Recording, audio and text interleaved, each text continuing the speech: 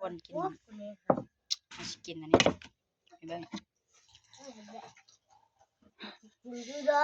พริกซีมากกินแบบทรายโหดเด้อ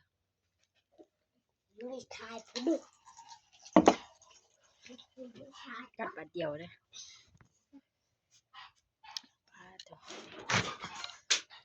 นี่ฮ้อนสิกินน้องไปนี่โคตรฮ้อนเลยไปด้วยกินน้องของที่กินเบิดไหวกินน้องค่ะ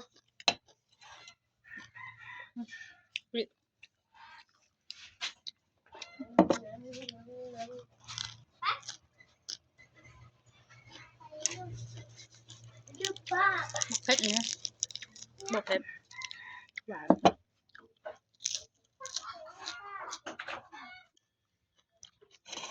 สุดยอดทุกคนต้มมาม่าไส้นะ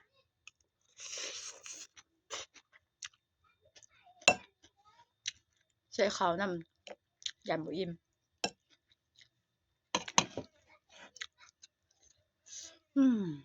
ยอดเลยบักเผ็ด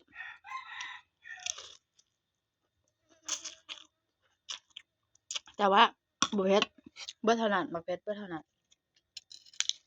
เด็กๆยินดูบักเผ็ดเดี๋ยวเท่านั้นจะซื้อมาหลายๆเจอกันคลิปหน้า